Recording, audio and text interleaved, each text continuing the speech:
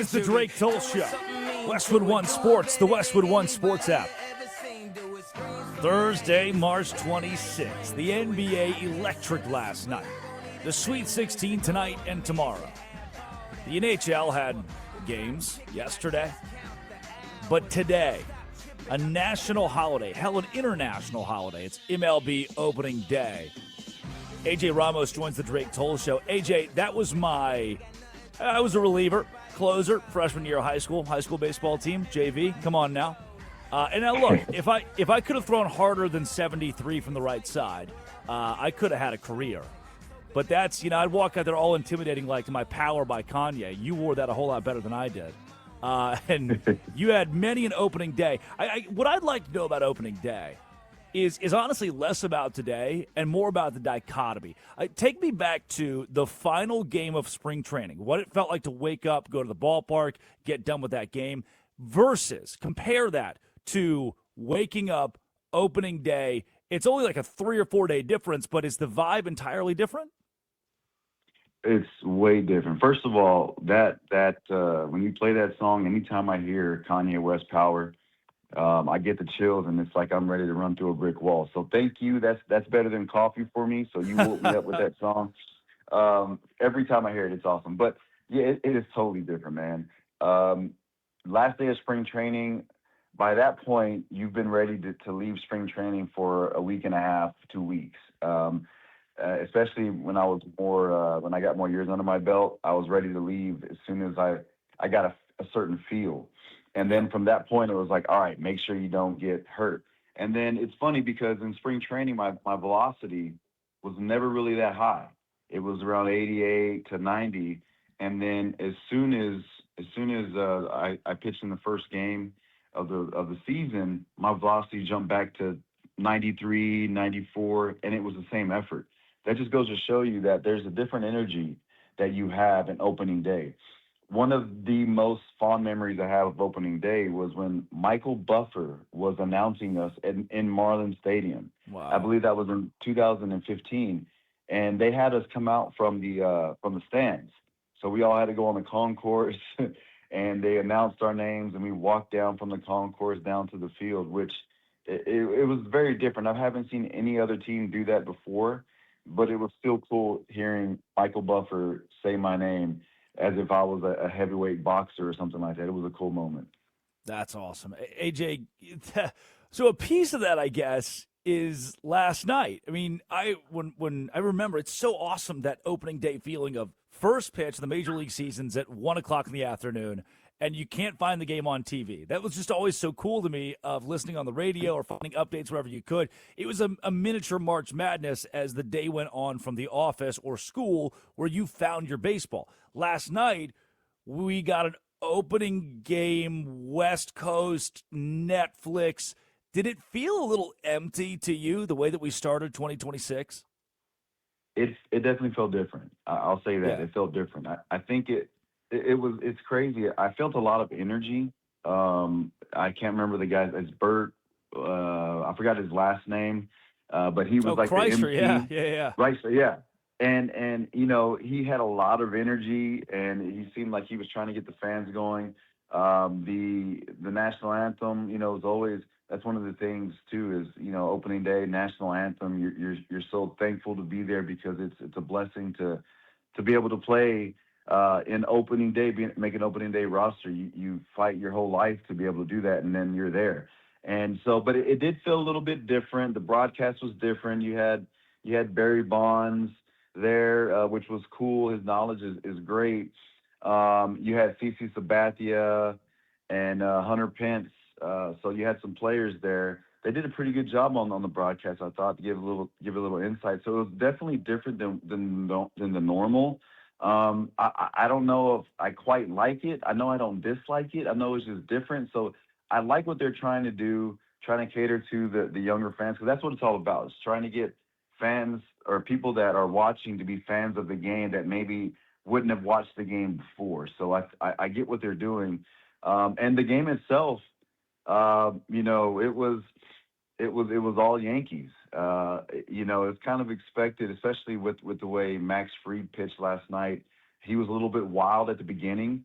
Yeah. but he was effectively wild. And then all of a sudden he locked it in. That cutter, he started to put that in a great spot in locations and pairing that off of his fastball. And then his curveball started to come along. And with Logan Webb, it seemed like the Yankees found something or saw something. They were able to distinguish between the sinker and his off speed, because the first 5 hits or so were off of his changeup and sweeper. So it was they saw something, and they really tagged along on it. But he was able to neutralize Judge. Judge had 4 strikeouts. So I guess that was a plus for them. But overall, it was the Yankees ran away with that one. Before we get into today's matchups, last thing on kind of the pomp and circumstance around opening day and A.J. Ramos joining the Drake Toll show here, Miami Marlins. AJ, I work with the Savannah Bananas organization, do play-by-play for those cats, and 2 years ago got to rub elbows with D. Gordon for the first time.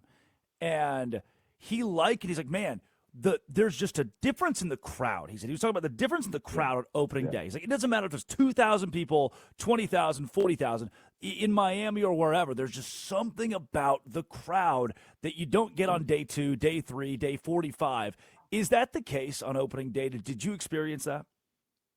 For sure, especially at Marlins Park. I think what happens with people is that this is an opening day, and they kind of mark it on their calendars, and a lot more people go to games. And as fans, even in organizations, when we play with the Marlins, we weren't projected to be the best, right?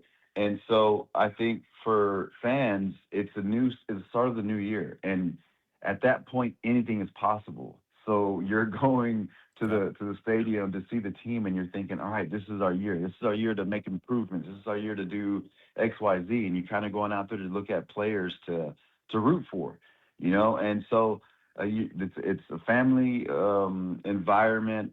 There's a lot of people that are excited to be there. It just feels different, And to Dee's point, I felt that as well. I felt that the opening day was way different than any other game. I can imagine possibly the playoffs are another level of that, because you're so close to closer to winning, to play more meaningful games basically. But opening day does have a different feeling, and it's one that if you haven't experienced as a fan, go out and experience it, and it's a great time. Players across the league will get that today, as well as their fans, as opening day of Major League Baseball is here. And I guess everybody is circling the Dodgers and giving them their 3rd World Series in a row. We won't learn today whether or not they're going to win it all, and we won't learn in 30 days. It'll take the duration of 2026 to learn if the Dodgers will go back to back to back. And right now, it's hard to bet against them. But if folks are watching the Dodgers tonight, if they're watching this roster with Kyle Tucker and Edwin Díaz, are they truly watching the best team in baseball? I think you can make that argument. Just with the talent that they've had, man, and the depth. I think that's the biggest thing with this team, especially on the pitching side, the depth that they have, and that's one of the biggest things that's important nowadays. Is throughout the Major League season, there's going to be injuries. There's going to be setbacks. There's going to be guys that aren't performing to the level that they were before. And there's going to be all kinds of things that you can't really script out. And that's why it takes a team with depth, not only on the 40-man, but on the 26-man roster, but also on the 40-man roster. They got guys that come up that you've never heard before, that are especially pitchers that are throwing 100 miles an hour, bullpen guys. And, and they don't even have their full starting staff just yet. Blake Snell's going to come back soon. There's some additions that are going to be coming from internally that's going to be almost like huge trade acquisitions.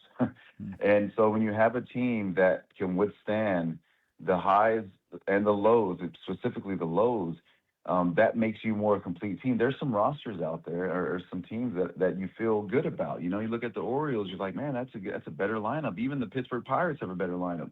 Yep. But when someone in those specific lineups go down, who's going to make up for that production? And so that's where you look at the Dodgers, and man, they have so many good players that have been there and done that. And so that's why maybe like if you look at the lineup, you say, yeah, Freddie Freeman, he's older. Is he going to be productive? Mookie Betts, he didn't have the best year. Is he going to be that? Is he going to be that version, or is he going to be the version before? What is Pajes going to do? Is he going to have a breakout, or is he going to struggle like last year? So you have these guys you have these questions about, but the depth behind that, the people that can pick up the production behind that is what makes this team even more special. AJ Ramos joining the Drake Toll Show, Westwood One Sports, the Westwood One Sports app. I saw this morning a headline that a couple of analysts are predicting the Pittsburgh Pirates to make the postseason this year. And look, when you got Paul Skeens, and they got a couple new bats that are sexy and a couple new arms, it's not a bad Pirates team. But if it may not be Pittsburgh. If you're to circle one squad that bottomed out last year, didn't make the postseason last year, that bounces back and has a whale of a year in 2026, which team is that? And could it be the Pirates? I do like the Pirates. I like what the Pirates have done. I feel like they're moving in the right direction. Especially, I'm a big believer that you can't waste generational type pitching. Paul Skeens is a guy that is a once in a lifetime type pitcher, and he seems to be getting better as well. Seems to be learning, adding things. He's a superstar that works like he's an average baseball player, right? He's a guy that works actually like he's on the fringe. That's how hard he works, and that creates a special player. They added some guys, Marcell Ozuna, Ryan O'Hearn, to kind of take the pressure off of Brian Reynolds. Brian Reynolds was the main guy in that lineup that everyone leaned on, and hopefully that allowed a little bit more of runway for O'Neal Cruz to finally get going. I feel like he has a high ceiling. He hasn't reached it yet. So if O'Neal Cruz gets going, Ozuna it continues to be a good DH, and Ryan O'Hearn can bang like he's expected to, I feel like this lineup is obviously going to be way better, and it's going to help the pitching out. As far as other teams, like I mentioned before, I think I like the Orioles a lot.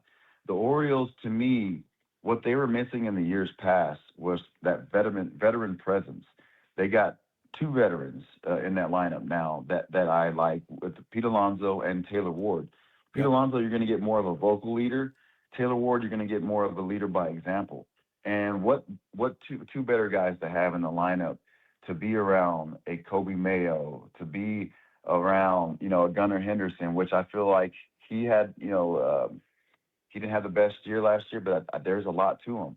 Not only do I like their lineup, but I also like their starting staff as well. Trevor Rogers is a guy that he is nasty. He's had a great spring. Looking forward to see what he can do this year when he's finally healthy. Kyle Braddis is a guy as well. Shane Baz, Chris Bassett. Talk about veteran leadership. I think this staff got better not only because of what he can produce on the field, but because of the way he understands the game and what he can do for these young pitchers, the knowledge that he has. I think that's a guy that's going to make people better around him. So I like the Orioles. Oh, and Ryan Helsley too. Ryan Helsley is the closing out ball games there. I know he had a down year with the Mets, but that was due to some, I think he was tipping some pitches. I think he got that fixed. And then behind him, you got Yanier Cano, and that's a deadly combo. So I expect them to do some good things. I know they're in the AL East, which is going to be a dogfight, but I expect the Orioles to make the playoffs and possibly make a deep run. Yeah, Trevor Rogers is going to be fun to watch this season and fun to watch today, 3:05 Eastern Time, MLB.TV against the Minnesota Twins. AJ, incredibly grateful for your time up early this morning and giving us perspective on opening day. Happy opening day to you. I know it's going to be a busy next 7 months or so, and you'll be all over it. Again, thank you for your time. No problem. Thanks for having me on. That's at the AJ Ramos on Twitter, former All-Star, Miami Marlins pregame, MLB Network radio analyst, the host of The Locker Room as well, AJ Ramos on the Drake Toll Show.